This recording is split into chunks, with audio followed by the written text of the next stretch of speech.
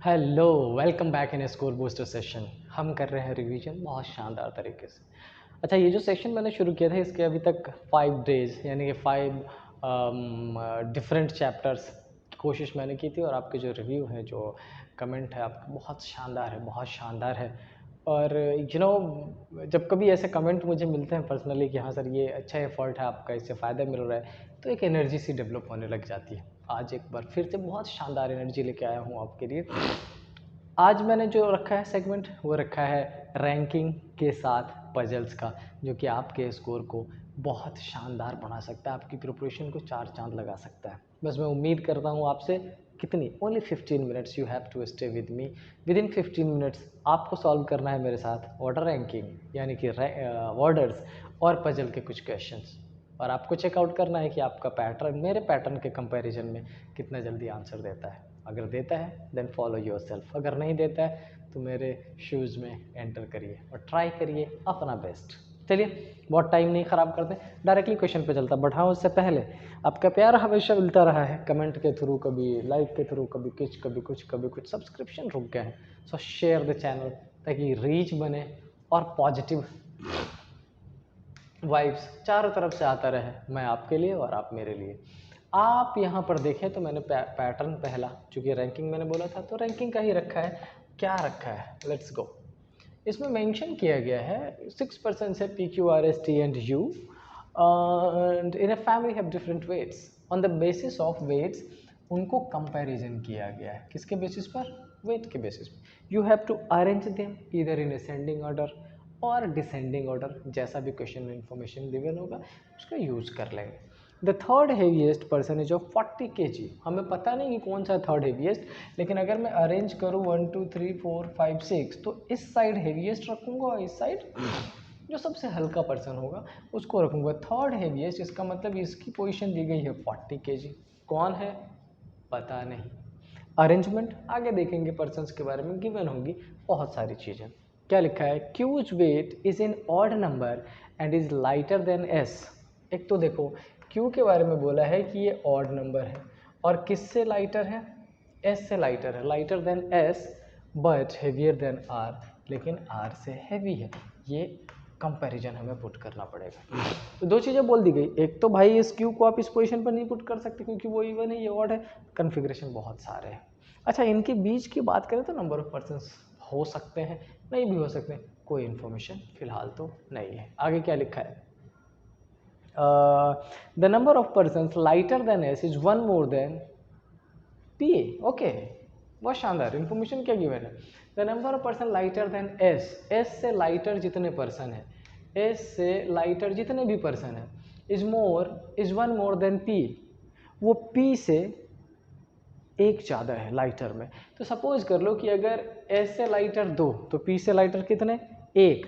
तो ओवरऑल इस कन्फिग्रेशन में जो बात कही गई वो ये कही गई कि भाई देखो एस और पी का ये कन्फिग्रेशन है, एस से जस्ट लाइटर पी होगा। क्यों? क्योंकि पी से लाइटर 1 तो एस से लाइटर 2 तो एस से लाइटर 1 ज़्यादा हो जाएगा पी के कंपैरिजन में। Alright, T is heavier than R and U। एक और इन्फॉर्मेशन दे दिया कि देख भाई T हैवियर है R से भी एंड U से भी। Done. T is 20 kg more than P, और साथ में ये भी बोला कि T 20 kg मोर देन है P, इसका मतलब T P से भी हैवियर है। तो T कम से कम कितने लोगों से हैवियर हो गया? अभी तक ही 1 2 3 लोगों से हैवियर हो गया। Sorry sorry. तो T R और U से भी हैवियर और T P से भी हैवियर हो गया। P who is heavier than Q, और इस P के बारे में बोला गया कि P Q से हैवियर है। Okay, the second lightest person is not Q, और एक बात और कही गई है कि इस पर्टिकुलर पोजीशन पर Q को अपन पुट नहीं कर सकते। तो अब हमारे पास ये कन्फिग्रेशन है, एक बार ट्राई कर लेते हैं, देखते हैं कहाँ पर किसको सेटल कर पाएंगे। जैसी सेटलमेंट होगी वैसी सेटलमेंट कर देंगे। चलो, अच्छा एक बात बताओ, अगर इस T की बात करें तो T से लाइटर 1 2 3 4 पर्सन है। 1 2 3 4%, इट मीन्स T की पोजीशन यहाँ भी पॉसिबल है और T की पोजीशन यहाँ भी पॉसिबल है। ऑलराइट, दो ऑप्शन बन सकता था, दोनों ही पुट कर दिया। अब एक बात बताओ, इस कन्फिग्रेशन में अगर आप सही से देखो तो हमसे जो इन्फॉर्मेशन दिया गया है कि Q जो है वो R से हैवियर है। तो यहाँ पे अगर रखूँ तो T बड़ा है P से, P बड़ा हैवियर है Q से, और Q हैवियर है किस से? R से। इसका मतलब T के बाद P Q R का सीक्वेंस करेक्ट है, लेकिन एक इन्फॉर्मेशन गिवन था कि T R और U दोनों से हैवियर है, तो R और U का तो कुछ पता ही नहीं है। समझ आ रही है बात? इसका मतलब अगर इसको सेटल्ड करने की कंडीशन में जाए तो इस U की पोजीशन यहाँ भी पॉसिबल है, करेक्ट है, इस U की पोजीशन यहाँ भी पॉसिबल है, इस U की पोजीशन यहाँ भी पॉसिबल है, कहीं भी पॉसिबल है। बस एक चीज़ क्या बोला गया कि इस कन्फिग्रेशन पे नहीं आ सकता। इनफैक्ट U की पोजीशन R और U में इधर भी पॉसिबल है, कहीं भी पॉसिबल है। बस एक चीज़ ध्यान रखिएगा आप कि S को जहाँ पे रखेंगे उसके जस्ट बाद P को रखना पड़ेगा। इसका मतलब S और P की पोजीशन ये एक ही जगह पुट करोगे तो आसानी हो जाएगी आपको। अब एक बार ध्यान से देखो, हमसे T और इसके बारे में बात की गई। अच्छा एक बात बताओ, अगर इस T के एक बाद मैंने S पुट कर दिया, S के बाद P पुट कर दिया, P के बाद Q पुट किया और Q के बाद R पुट किया, पोजीशन सेटल्ड तो हो रहा है बट U के रिस्पेक्ट में पोजीशन नहीं आ पा रहा है। और अगर मैं U को यहाँ रख भी दूँ तो Q की पोजीशन यहाँ सेटल्ड होगी, जो पॉसिबल नहीं है, गड़बड़ हो जाएगा। समझ रहे आप? एक बात बताइए, अगर T को मैंने यहाँ रख के S को यहाँ रख दिया, S को यहाँ रखा तो P को 100% श्योर है वहाँ रखना पड़ेगा। अब बात रही PQ और R की, P के बाद तो हमने TSP कर दिया, अब हमारे पास QR है और मेक श्योर कि U की पोजीशन कहाँ पे नहीं होनी। अच्छा Q की यहाँ पे नहीं होनी तो Q इधर रख भी नहीं सकते, मतलब Q की यहीं रखनी पड़ेगी।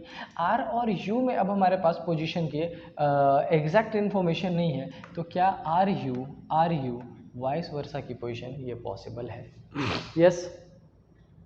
एक बात कही गई थी वहाँ पर, the number of person lighter than S is 1 more than P. S से लाइटर जितने हैं 1 2 3 4, पी से लाइटर कितने हैं 1 2 3, ये हमारे पास पता चल गया। उसके बाद क्या कह रहा है, T is heavier than R and U, T heavier है R और U दोनों से कर दिया। T is 20 kg more than P, T 20 kg more than है P का, तो P का वेट 40 है, तो इसे हमें कितना देना पड़ेगा 60 देना पड़ेगा। क्या सारे अरेंजमेंट हो गए? तो आंसर है यस, सारे अरेंजमेंट हो गए। अब क्वेश्चन क्या पूछा है? क्वेश्चन पूछा है what is the possible weight of S, S का पॉसिबल वेट कितना है? It should be more than 40 and less than 60, तो 40 से ज़्यादा ये हो गया 53, so the correct answer is option number C. थोड़ा सा ट्रिकी था क्वेश्चन बट बहुत शानदार था, और चूंकि PYQ IBPS PO से ही लिया गया है तो आपके पेपर में इस पैटर्न के क्वेश्चन आने के चांसेस भी है। चलिए आगे देखते हैं। अच्छा नॉर्मली इस वाले पैटर्न में एक कंडीशन बनी रहती है, बच्चों को हमेशा एक वर्ड का इंतज़ार रहता है और वो वर्ड होता है ओनली। अगर ओनली आ जाए तो तुरंत एलिमिनेट कर लेते हैं क्योंकि वो स्ट्रक्चर फ्रेम करने में आसानी होती है, लेकिन अगर ओनली गिवन नहीं हो तो थोड़ा सा ट्रिकी हो जाता है, बट कोई इशू नहीं। हम पढ़ रहे हैं, लगातार प्रिपरेशन कर रहे हैं और मुझे पूरा भरोसा है कि आप अच्छे से कर लोगे इसको। इसमें गिवन है देयर आर 10 पर्सन्स JKLM जो भी है live in a building 5 floors and 2 flats. Okay तो इसका मतलब हमें ऐसा कॉन्फ़िगरेशन बनाना पड़ेगा 5 4 3 2 एंड 1, एंड चूँकि 2 फ्लैट है तो 2 फ्लैट की कॉन्फ़िगरेशन भी बनानी पड़ेगी। और फ्लैट कौन कौन सा है? ईच फ्लोर हैज़ 2 फ्लैट्स, अपने को पता है फ्लैट 1 एंड 2, और flat 1 is to the west of flat 2, तो ये हो गया फ्लैट 1 फ्लैट 2 फ्लैट 1 फ्लैट 2। अब आप ये कहोगे कि सर ये क्या किया? आपको पता है मैं अजम्पशन बनाता हूँ, हमेशा तो बनाऊंगा ही बनाऊंगा, so this is assumption. Okay यहाँ तक पढ़ लिया, यहाँ तक पढ़ लिया, इमीडिएटली बिलो फ्लोर यहाँ तक। अब इसके आगे है information, L lives on an even numbered floor in flat 1। अब इवन में इसका मतलब L की पोजीशन ये भी पॉसिबल है, लेकिन L की पोजीशन तो ये भी पॉसिबल है क्योंकि फ्लोर इवन है, सेकेंड एंड फोर्थ, फ्लैट 1 है तो 2 ऑप्शन है। अब समझ आया मैंने अजम्पशन क्यों बनाया, that is something. Okay next क्या लिखा है? P lives in flat 2 of the top most floor।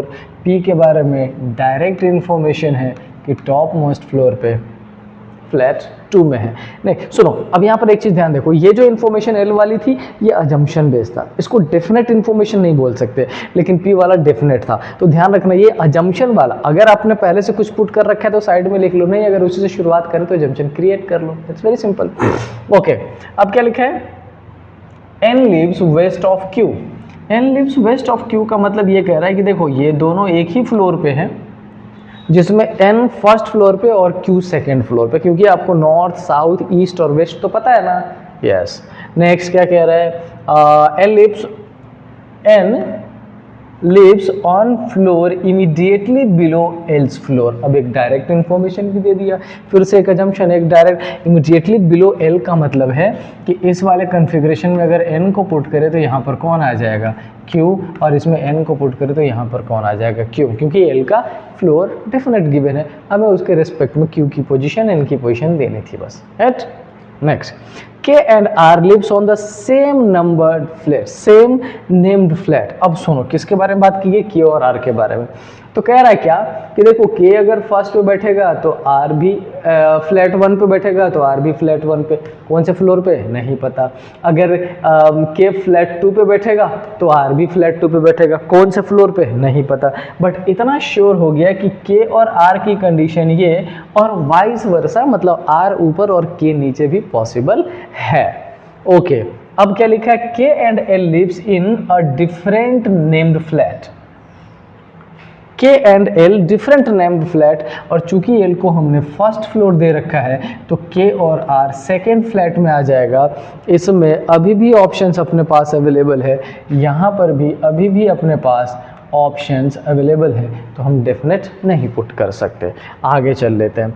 Only one floor is below K between K and O। अब एक इंफॉर्मेशन दे दिया कि K और O के बीच में केवल एक है।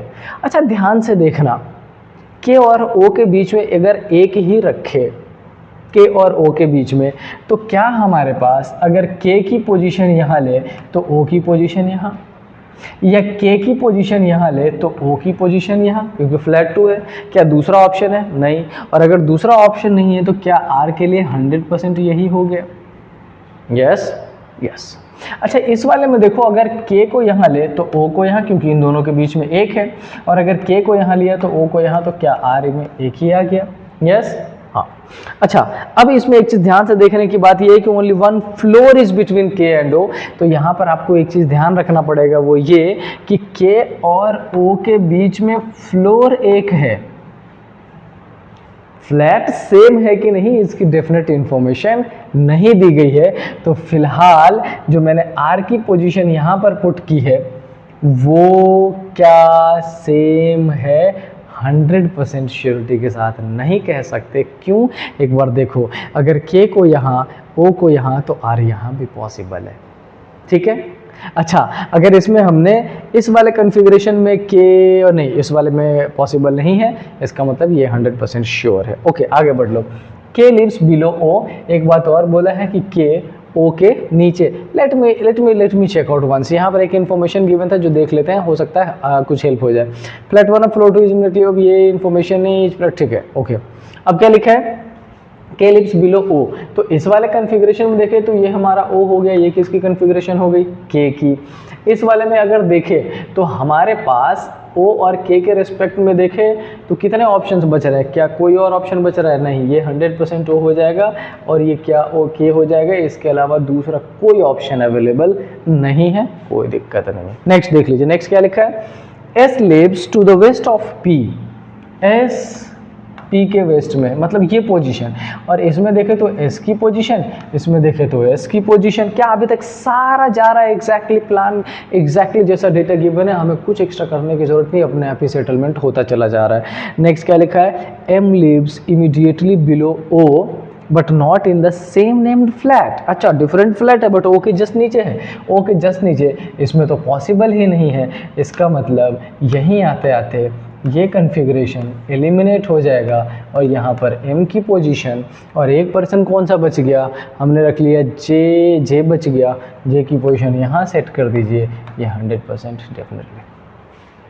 तो क्या इस नेक्स्ट लाइन को पढ़ने की ज़रूरत है? नहीं, हमें मुझे लगता है one floor between J and L, J और L के बीच में, ये डेफिनेटली इसकी ज़रूरत नहीं थी, हमने बिना इसको पढ़े ही सारा सेटलमेंट कर दिया और प्रॉपर हो गया। अब मैं फिर से एक बात आपको बताना चाहता हूँ, ध्यान से सुनना।